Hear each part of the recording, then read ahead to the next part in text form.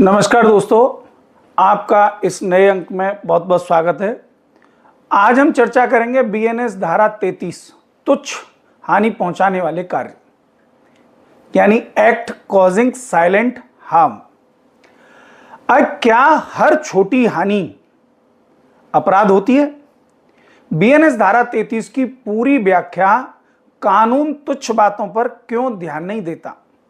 दोस्तों, कल्पना कीजिए कि आप किसी भीड़ भाड़ वाले बाजार में चल रहे हैं और अचानक आपका कंधा किसी दूसरे व्यक्ति से हल्का सा टकरा जाता है, या फिर किसी मित्र के साथ मजाक करते हुए आपने उसे हल्का सा धक्का दे दिया और उसे गंभीर चोट नहीं लगी। क्या ऐसे मामलों में आपके खिलाफ आपराधिक मुकदमा चल सकता है? क्या कानून हर छोटी छोटी बातों को अपराध मानता है? यदि ऐसा हो तो देश की अदालतें केवल छोटे मोटे झगड़ों और मामूली शिकायतों से ही भर जाती। इसी समस्या का समाधान देती है भारतीय न्याय संहिता की धारा 33, जो बताती है कि अत्यंत तुच्छ या नगण्य हानि के अपराध नहीं माने जाएंगे। धारा 33 क्या कहती है कि यदि धारा 33 के अनुसार यदि किसी कार्य से हानि होती है या हानि पहुंचाने का इरादा होता है या यह ज्ञात होता है कि हानि होने की संभावना है, फिर भी यदि वह हानि इतनी मामूली होती है कि सामान्य समझ और स्वभाव वाला व्यक्ति उसकी शिकायत न करे, तो वह कार्य अपराध नहीं माना जाएगा। अब सरल शब्दों में कहें, कानून तुच्छ बातों पर ध्यान नहीं देता।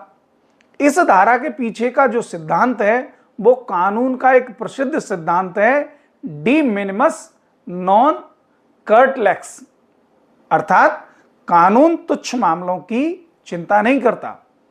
यदि हर छोटी असुविधा, हर मामूली स्पर्श, हर नगण्य नुकसान को अपराध बना दिया जाए तो न्याय व्यवस्था कभी भी गंभीर अपराधों पर ध्यान नहीं दे पाएगी।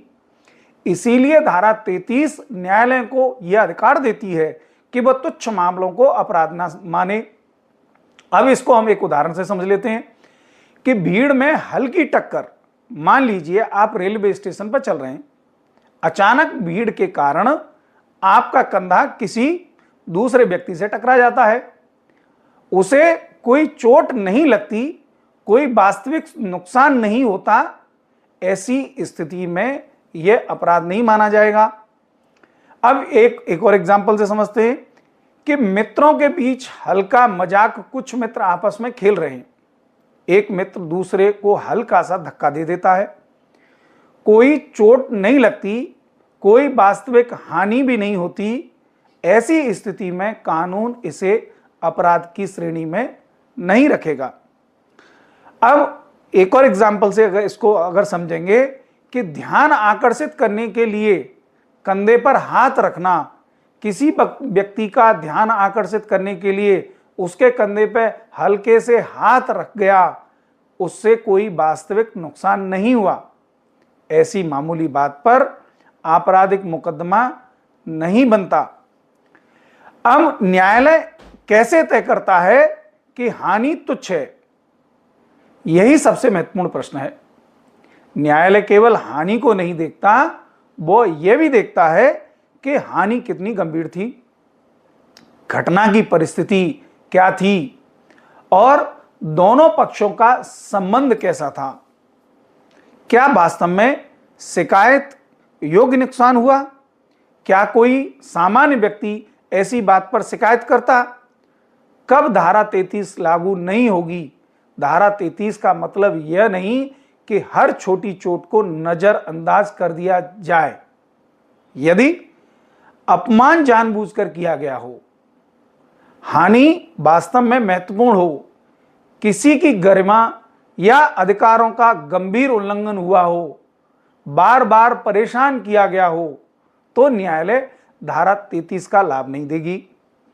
एक महत्वपूर्ण न्यायिक दृष्टिकोण से अगर हम इसको देखें कि अदालतें यह मानती हैं कि तुच्छ हानि का निर्धारण केवल चोट के आकार से नहीं होता, परिस्थितियां भी महत्वपूर्ण होती हैं कि कभी कभी छोटी सी चोट भी गंभीर मानी जा सकती है, यदि उसके पीछे की इंटेंशन यानी दुर्भावना हो और कभी कभी मामूली शारीरिक संपर्क पूरी तरह नगण्य माना जा सकता है।